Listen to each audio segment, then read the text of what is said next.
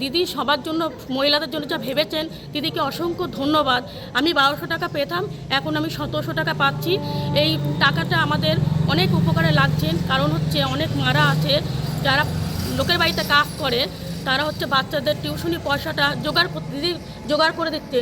তাই দিদিকে অসংখ্য ধন্যবাদ। লক্ষ্মী ভাণ্ডার নিয়ে মমতা ব্যানার্জিকে খুবই ধন্যবাদ, কেননা উনি আমাদের সেই 21 সালে বলেছিল যে ভোটে জেতার আগে যে লক্ষ্মী ভাণ্ডার দেবে, উনি কথা রেখেছিল। আবার উনি মাঝে টাকা বাড়িয়েছিল, এইবার আবার 500 টাকা বাড়িয়েছে। এর জন্য আমরা ওনাকে খুবই ধন্যবাদ জানাই। এবং এই 500 টাকা বাড়ানোতে আমাদের অনেকটাই লাভ হয়েছে, কেননা আমাদের ছেলেমেয়েরা যা পড়াশোনা করে, অনেক সময় সংসার চালিয়ে আমরা পারি না অনেক কিছু করতে, কিন্তু এই একটা মাস্টারের টাকাও আমরা এখান থেকে দিতে পারি। এর জন্যে আমাদের দিদিকে অনেক ধন্যবাদ। এটা আমরা সত্যিই খুব খুশি।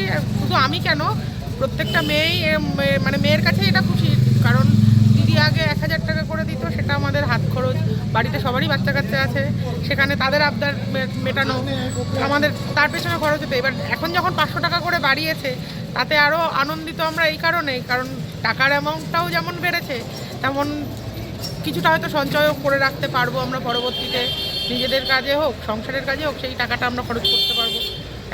একটা টাইমে গিয়ে তো টাকাটা জমছে, একটু করে জমলেও তো একটা সময় গিয়ে অনেকটা টাকা জমলে যেটুকুই হোক, যদি আমরা সেই সংসারের কাজে লাগাতে পারি, এটা আমরা দিদিকে এই জন্য ধন্যবাদ জানাই। মুখ্যমন্ত্রী মেয়েদের পাশে সবসময় ছিলেন, আছেন, আগামীতেও আশা করি থাকবেন। এবং কি বলবো, আমরা সত্যিই খুব আনন্দিত।